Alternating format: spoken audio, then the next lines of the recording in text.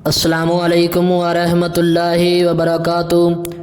ناظرین، آپ دیکھ رہے ہیں زین مدنی اسلامک چینل اور میں ہوں آپ کا میزبان محمد زین مدنی۔ ناظرین، جیسا کہ آپ کو معلوم ہے کہ ہم ریاض الصالحین ریکارڈ کر رہے ہیں۔ آج ہم ریاض الصالحین کی حدیث نمبر 36 ریکارڈ کریں گے۔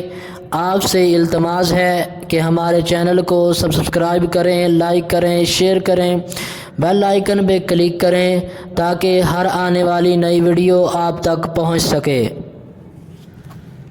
نحمدہ ونصلی علی رسولہ الکریم، اما بعد فاعوذ باللہ من الشیطان الرجیم، بسم اللہ الرحمن الرحیم۔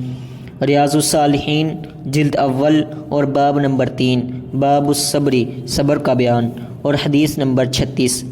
ابو عبد الرحمن عبداللہ بن مسعود رضی اللہ عنہ سے روایت ہے، وہ کہتے ہیں کہ گویا میں رسول اللہ صلی اللہ علیہ وسلم کو انبیاء میں سے کسی نبی کا واقعہ بیان کرتے ہوئے دیکھ رہا ہوں جسے اس کی قوم نے مار کر لہو لہان کر دیا،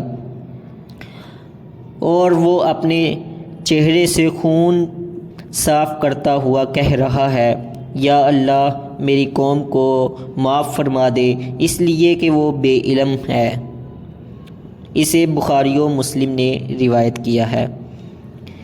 حافظ صلاح الدین یوسف صاحب نے اس حدیث کے فوائد و مسائل اخذ کرتے ہوئے پہلا مسئلہ یہ تحریر کیا ہے کہ بعض کے نزدیک یہ پیغمبر حضرت نوح علیہ السلام اور بعض کے نزدیک خود حضرت محمد علیہ السلام ہیں، اور دوسرا مسئلہ یہ تحریر کیا کہ اس میں پیغمبرانہ اخلاق و کرم کا بیان ہے، جس میں داعیان دین کے لیے بڑا سبق ہے کہ تبلیغ و دعوت کی راہ میں تکلیفیں برداشت کی جائیں، لوگوں کی بد اخلاقی اور بد سلوکی کے مقابلے میں عفو درگزر سے کام لیا جائے، اور اللہ تعالیٰ سے ان کے لیے معافی اور ہدایت کی دعا مانگی جائے، نیز جاہلوں سے جاہلوں والا معاملہ نہ کیا جائے۔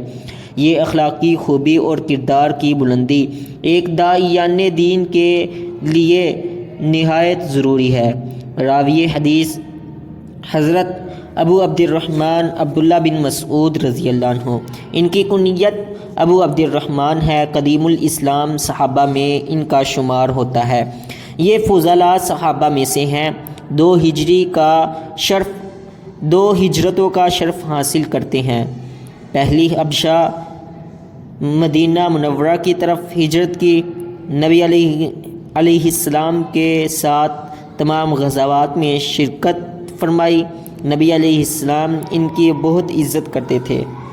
خلافت عمر اور اوائل خلافت عثمان میں کوفہ کے قاضی اور بیت المال کے والی رہے، پھر مدینہ منورہ میں واپس تشریف لائے اور 32 ہجری میں وفات پائی۔